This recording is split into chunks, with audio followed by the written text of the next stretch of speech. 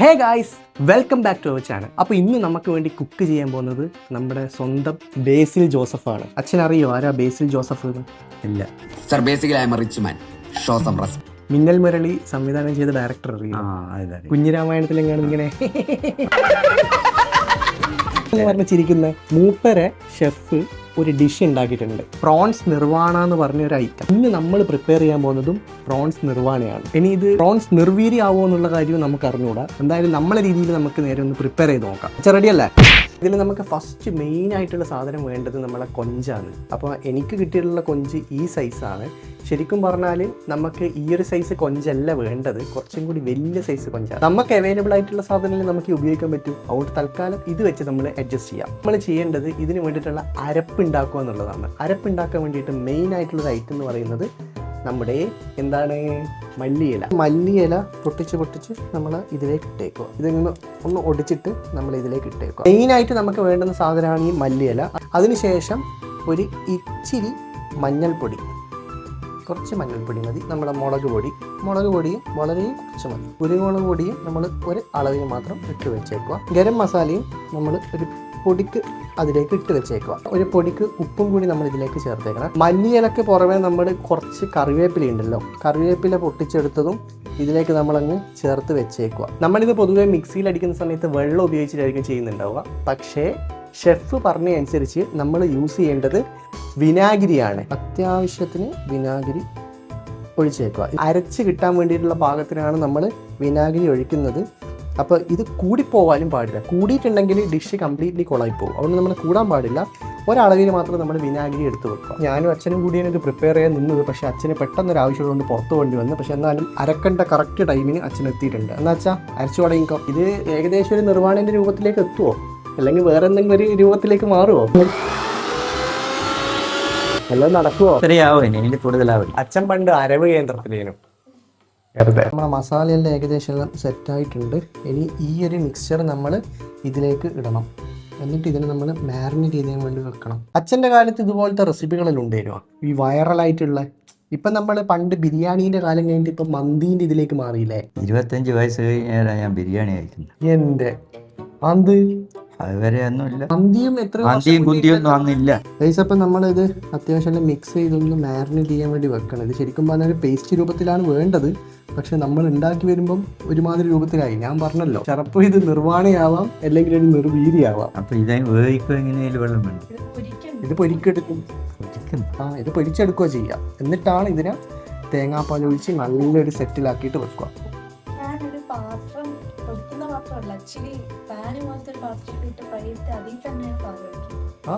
ചെയ്യുന്നത് ഞാനും കണ്ടിട്ടുണ്ട്.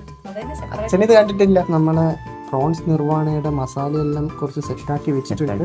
ഇനി ഇതിനെ നമ്മളൊന്ന് മാരിനേറ്റ് ചെയ്യാൻ വേണ്ടിയിട്ട് നമ്മൾ ഫ്രിഡ്ജിലേക്കൊന്ന് മാറ്റി വെക്കുന്നുണ്ട്. എന്നിട്ട് ഒരു അരമണിക്കൂറിന് ശേഷം നമുക്കിത് പ്രിപ്പയർ ചെയ്യാൻ പറ്റും. അപ്പോൾ നമ്മുടെ അരമണിക്കൂർ കഴിഞ്ഞിട്ട് വരാം. നമ്മൾ പ്രോൺസ് എല്ലാം സെറ്റാക്കി ഒന്ന് ലെവലായി വരുമ്പോഴത്തേക്കും കാണുന്ന കാഴ്ച എന്താണെന്നറിയാം? മഴ, നല്ല മഴ. നമ്മളിപ്പോ മഴയെ ആസ്വദിച്ചിങ്ങനെ ഇരിക്കുന്നതാണ്. റെഡ് അലർട്ടിന് നല്ല വെയിലായിരുന്നു, ഓറഞ്ച് അലർട്ടിന് മഴയും. ഇത് പണ്ട് സ്കൂളിൽ പോകുമ്പോ ഒരു പ്രശ്നം ഉണ്ടായിട്ടില്ല വെച്ചാ, കലക്ടർ അവധി തരുന്ന ദിവസം വെയിലായിരിക്കും, അല്ലാത്ത സമയത്ത് മൊത്തം മഴയായിരിക്കും. ഈ പിള്ളന്മാരെ അവസ്ഥയൊന്നും ആലോചിച്ച് നോക്കിയാട്ടെ. അവര് ലീവ് എടുത്തിരിക്കുന്ന സമയത്ത് മഴയും ഇല്ല, ഒന്നുമില്ല, സെറ്റായിട്ട് പോകും. പക്ഷെ നേരെ മറിച്ച് സ്കൂളുള്ള സമയത്താണെങ്കിൽ ഇങ്ങനത്തെ ഗംഭീര മഴയായിരിക്കും. ഓരോ അവസ്ഥ തന്നെ. എനിക്ക് ഇന്നലെ ഒരു സംഭവം പറ്റിപ്പോയിന്ന് വെച്ചാ, എന്താണ്, ഇന്നലെ ഞാനില്ലേ 3 മണിക്ക് അങ്ങനെ എണീച്ചു പോയി. എന്തുകൊണ്ടാന്ന് പറഞ്ഞൂടെ, വെറുതെ അങ്ങ് എണീച്ചു പോയി. ആ സമയത്ത് ഞാൻ പെട്ടെന്ന് തിരിഞ്ഞു നോക്കുമ്പോൾ മൊത്തം എന്റെ കണ്ണിൽ ഇരുട്ടാണ്. എന്നിട്ട് ഞാൻ ഒന്ന് ജസ്റ്റ് ഇങ്ങനെ തിരിഞ്ഞു കിടക്കുമ്പോഴത്തേക്ക്, കണ്ണ് തുറന്നിനോ ഇല്ലയോ എന്ന് എനിക്ക് അറിഞ്ഞൂടാ, തിരിഞ്ഞു കിടക്കുമ്പോഴത്തേക്കും കൊണ്ട് ഓരോരോ കറുത്ത രൂപങ്ങൾ ഇങ്ങനെ നിൽക്കുന്നു. അതെന്തുകൊണ്ടായിരിക്കും? സ്ട്രെസ്ഫുൾ ആയതുകൊണ്ടായിരിക്കുമോ? അത് ഇരുട്ടിൽ എനിക്ക് കണ്ണടച്ചപ്പോ നമുക്ക് പലതും തോന്നും. അല്ല, ഇത് അങ്ങനെ തോന്നിയല്ല. ഞാൻ ഓൾറെഡി ബോധാവസ്ഥയിലാണുള്ളത്. പക്ഷെ ഒന്നാമത് നമുക്ക് സ്ട്രീറ്റ് ലൈറ്റ് ഇല്ല. നമ്മളെ റൂമിൽ എങ്ങനെയാന്ന് വെച്ചാൽ, ഇപ്പൊ സ്ട്രീറ്റ് ലൈറ്റ് പുറത്തുണ്ടെങ്കിൽ അത് വിൻഡോ ത്രൂ നമുക്ക് അത് അറിയാൻ പറ്റും. പക്ഷെ ഇങ്ങനെ നോക്കുമ്പോൾ അങ്ങനത്തെ ഒരു സംഭവമേ ഇല്ല. അതെന്തായിരിക്കും? അതെന്താണെന്ന് പറയാൻ പറ്റില്ല. എനിക്കാണെങ്കിൽ ഒന്നേരം മൂത്രയിക്കാനും മുട്ടിപ്പോയി. പക്ഷെ എനിക്ക് പോകാനൊരു പേടി, ഇനി വല്ലതും വന്നാലോ എന്നുള്ള രീതിയില്. ശരിക്കും അങ്ങനത്തെ എല്ലാ സംഭവം ഉണ്ടോ? അങ്ങനത്തെ സംഭവം ഉണ്ടോ ഇല്ലെന്നാണ് എന്റെ വിശ്വാസം. അച്ഛൻ എക്സ്പീരിയൻസ് എന്തെങ്കിലും ഉണ്ടായിട്ടില്ലേ? അത് പഴയ കാലത്തെ അച്ഛൻ പണ്ട് നമുക്ക് ചെറുപ്പത്തിലുള്ളപ്പം കുറെ ഇങ്ങനത്തെ അച്ഛന് നടന്ന റിയലി നടന്ന ഒരു കുറെ ഇങ്ങനത്തെ ഗോസ്റ്റ് സ്റ്റോറീസ് എല്ലാം നമുക്ക് പറഞ്ഞിട്ടുണ്ട്. അത് ഞാൻ ചിലപ്പം കുറച്ച് കഴിഞ്ഞ് ദാവരിച്ച് വിടും, എന്തെന്ന് ഇതല്ല തള്ളല്ലേ. കാരണം അച്ഛനെ അറിയുന്നത് തന്നെ ഡൽഹി കിങ് എന്ന് പറഞ്ഞിട്ടാണ്. അതായത് നമ്മളിപ്പോ സപ്പോസ് ഇപ്പം ഇവിടെ ഇപ്പൊ ഇങ്ങനെ ഈ രീതിയിൽ നല്ല മഴ പെയ്ത് വെള്ളപ്പൊക്കാന്ന് വെച്ചോ. അപ്പോ നമ്മൾ ഈ വെള്ളപ്പൊക്കത്തിനെ പറ്റിയിട്ട് നമ്മൾ എല്ലാവരും ഫാമിലി മെമ്പേഴ്സ് എല്ലാവരും ഇരുന്ന് പറയുന്ന സമയത്ത് അച്ഛൻ എന്താ പറയാന്നറിയാം, ഞാൻ പണ്ട് ഡൽഹിയിൽ ഇരിക്കുന്ന സമയത്ത് ഇതുപോലെയൊന്നും ഉണ്ടായിരുന്നു, അന്ന് കണ്ട വെള്ളപ്പൊക്കായിരിക്കും. അത് നമ്മൾ വിചാരിക്കും തള്ളു പറയുന്നതല്ല, പക്ഷെ ശരിക്കും അത് തള്ളാണോ? അതൊന്നുമല്ല. പക്ഷെ ഞാൻ പറയുന്നത് ഇവരാരും വിശ്വസിക്കുന്നില്ല, ഞാൻ തള്ളിവിടുന്നതാണെന്നാണ്. ചിലപ്പോ അങ്ങനെ കുറച്ച് പറയായിരിക്കും, നമ്മളെ ഡൽഹിയിൽ ഇല്ലല്ലോ. ഇല്ല, ഞാൻ അത് ഉള്ള കാര്യം മാത്രമാണ് അപ്പൊ പറയുന്നത്. ശരിക്കും അന്ന് പണ്ട് എന്നോട് പറഞ്ഞ പ്രേതകഥയിലുള്ള തന്നെയാ? ആ പ്രേതകഥ എന്റെ അനുഭവമാണ് ഞാൻ പറയുന്നത്. അത് അനുഭവമാണ്. അത് വേണമെങ്കിൽ നമുക്ക് ആ ഒരു വീഡിയോ ആയിട്ട് ഇവർക്ക് പറഞ്ഞു കൊടുക്കാൻ പറ്റും അച്ഛന്. അത് പിന്നീട് നമുക്ക് അതിനൊരു വീഡിയോ എടുക്കാം. എന്തായാലും ഈ അടുത്ത് തന്നെ നമുക്ക് ആ ഒരു വീഡിയോ പ്രതീക്ഷിക്കാവുന്നതാണ്. അച്ഛനും കൂടി അച്ഛന്റെ എക്സ്പീരിയൻസ് നിങ്ങളോട് പറഞ്ഞുതരാന്നുള്ളത് ചിലപ്പോൾ നല്ല അടിപൊളിയായിരിക്കും. കാരണം അച്ഛന്റെ ആ കാലഘട്ടത്തിൽ, ചെറുപ്പ കാലഘട്ടത്തിൽ നടന്നിട്ടുള്ള ഭയങ്കര എന്താ പറയാ ഹോണ്ടിങ് ആയിട്ടുള്ള കുറെ കാര്യങ്ങൾ ഉണ്ടായിട്ടുണ്ട്. ഇതില് ചില ആൾക്കാരുടെ ഇതിൽ വിശ്വാസം ഉണ്ട് എന്ന് പറയുന്നുണ്ട്, ചില ആൾക്കാരുടെ വിശ്വാസം ഇല്ല എന്ന് പറയുന്നുണ്ട്. ചിലത് നമ്മൾ പറ്റിക്കപ്പെട്ട പോലത്തെ കുറെ സംഭവം ഉണ്ടായിട്ടുണ്ടായിരുന്നല്ലേ അതില്?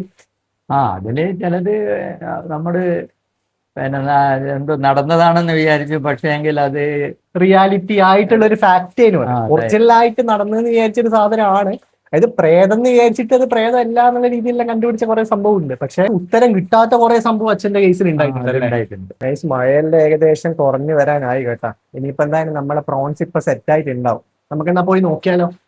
അപ്പൊ അച്ഛാ നമുക്കെന്നാ തിരിച്ച് ആരംഭിക്കാം അല്ലേ? അപ്പൊ നമ്മൾ ഫസ്റ്റ് നമ്മളെ പാനിലേക്ക് കുറച്ച് ഓയിൽ അങ്ങ് ഒഴിച്ച് വെച്ചേക്കണം. ആവശ്യത്തിനുള്ള ഓയിൽ മതിയാവും. കാരണം ഫസ്റ്റ് നമ്മൾ ചെയ്യേണ്ടത് നമ്മളെ ചെമ്മീൻ ഉണ്ടല്ലോ അച്ഛാ, അത് നമ്മൾ റോസ്റ്റ് ചെയ്തെടുക്കണം. എന്നിട്ട് വേണം നമ്മൾ ഈ തേങ്ങാപ്പാൽ ഇതിലേക്ക് ചേർക്കാൻ വേണ്ടിയിട്ട്. പൈസ എന്തായാലും ഈ ഓയിൽ ഒന്ന് അത്യാവശ്യം ചൂടായിക്കോട്ടെ. കറിവേപ്പില. ഇനി അടുത്തത് പച്ചമുളക്.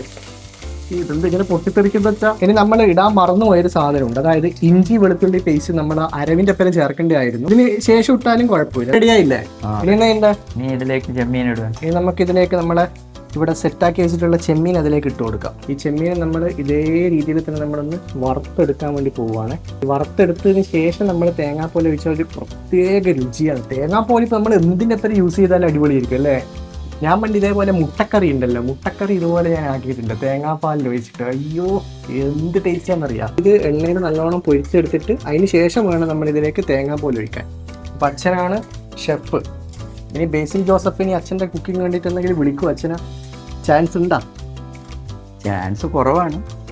അച്ഛന് സംഭവം ബേസിൽ ജോസഫിനെ വേണ്ടത്ര അറിയില്ലാന്ന് തോന്നുന്നു, അതുകൊണ്ടായിരിക്കും അച്ഛൻ ഇങ്ങനെ പറയുന്നത്. അച്ഛന് പഴയകാല നടന്മാരെയല്ലേ കൂടുതലും പരിചയമല്ലേ? പുതിയ നടന്മാർ കുറച്ച് പേരെയൊക്കെ അറിയാം. ടൊവിനോയെ അറിയാം. അറിയാം. ആരാന്ന്?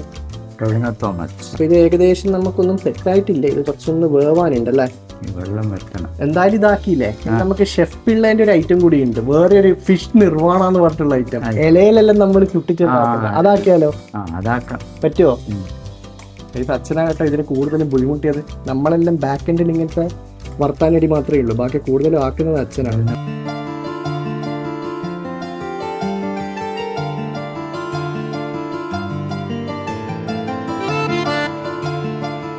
അച്ഛൻ ഇതുവരെ ഇങ്ങനത്തെ നിർവ്വാണ കഴിച്ചിട്ടുണ്ടോ? ഇല്ല.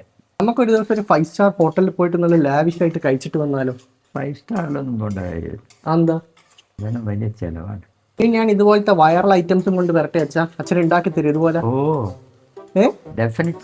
Definitely. You will always cook for me, right? Yes. അച്ഛൻ ശരിക്കും പണ്ട് അടിപൊളിയായിട്ട് കുക്ക് ചെയ്യുന്നുണ്ട് കേട്ടോ. ശരിക്കും പറയുകയാണെങ്കിൽ അമ്മേനെക്കാട്ടും കുറച്ചും കൂടി നല്ലതാണ് അച്ഛൻ കുക്ക് ചെയ്യലുണ്ട്.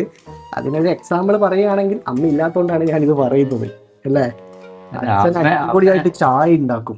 ഞാൻ തന്നെ വിചാരിച്ചു അച്ഛന് പണ്ടൊരു ചായപ്പ് ഇട്ട് കൊടുക്കാമല്ലോ എന്ന്. കടികൾ അത്ര വലിയ പരിചയമില്ലെങ്കിൽ ചായന്റെ കാര്യത്തിൽ ടോപ്പ് ക്ലാസ് ആണ്.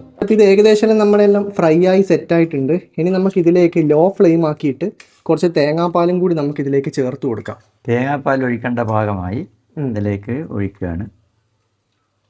ഒരു നല്ല തിക്ക് തേങ്ങാപ്പാൽ കേട്ടോ. ഞാൻ വിചാരിച്ച സാധനം തന്നെ കിട്ടി. ചില സ്ഥലത്തുനിന്ന് കിട്ടുമ്പോൾ നമുക്ക് ലൂസായിട്ടുള്ളതാണ് കിട്ടുക. ഷെഫ് പറഞ്ഞ പോലെ തന്നെ ഈ തിക്കായിട്ടുള്ള തേങ്ങാപ്പാൽ ഒഴിക്കുമ്പോൾ അതിൻ്റെ കൺസിസ്റ്റൻസി കറക്റ്റായിട്ട് കിട്ടും, എന്നാൽ ഈ മസാലയിൽ അതിലേക്ക് പിടിക്കൂ. ഇതിപ്പോൾ നമ്മൾ ഇതിന് ആവശ്യമായിട്ടുള്ള രീതിയിലുള്ള തേങ്ങാപ്പാൽ മാത്രമേ നമ്മളിതിൽ ചേർക്കുന്നുള്ളൂ. എന്നിട്ട് നമ്മളിതൊന്ന് വേവിച്ചെടുക്കുന്നതാണ് തേങ്ങാപ്പാലിൽ.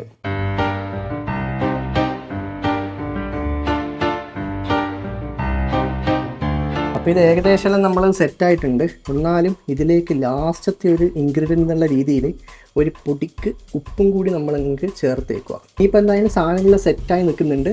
ഇനി നമുക്ക് കഴിക്കുന്ന നേരത്ത് നോക്കാം. ഫൈനലി നമ്മൾ നിർവ്വാണയെല്ലാം സെറ്റായിട്ടുണ്ട്. 2 പൊറോട്ട ഞാൻ പുറത്തുനിന്ന് വാങ്ങിച്ചിട്ടുണ്ട്, പിന്നെ കബാബും കിട്ടിയിട്ടുണ്ടായിരുന്നു, അതും കൂടി അത് വാങ്ങിച്ച് വെച്ച്. അപ്പോൾ ഫസ്റ്റത്തെ എന്തായാലും നമ്മളെ ദേവമ്മ തന്നെ ടേസ്റ്റ് ചെയ്ത് അഭിപ്രായം പറയട്ടെ, എങ്ങനെയുണ്ട് എൻ്റെ നിർവ്വാണ. സൂപ്പർ മണം. ഒരു മുരിഞ്ഞ പൊറോട്ട ഇങ്ങനെ എടുത്തിട്ട് എന്നിട്ട് ഒരു 2 പീസും കുറച്ച് കറിയിൽ ഇങ്ങനെ മുക്കിയിട്ട് ഇങ്ങനെ എടുത്തു. സെറ്റ് ടേസ്റ്റ് അല്ലേ? ഇതിന്റെ ടേസ്റ്റ് നിങ്ങൾക്ക് അറിയാത്തോണ്ടാണ്. എന്തായാലും നിങ്ങൾ മസ്റ്റ് ആയിട്ട് ഇത് ട്രൈ ചെയ്ത് നോക്കണം. ഇനി എൻ്റെ ചാൻസ്. നമുക്ക് ആദ്യം ചെറിയൊരു പീസ് പൊറോട്ട എടുക്കാം. ഇച്ചിരി കറിയിൽ ഇങ്ങനെ മുക്കുക, ഇങ്ങനെ ഇങ്ങ് എടുക്കുക. എടുത്തിട്ട്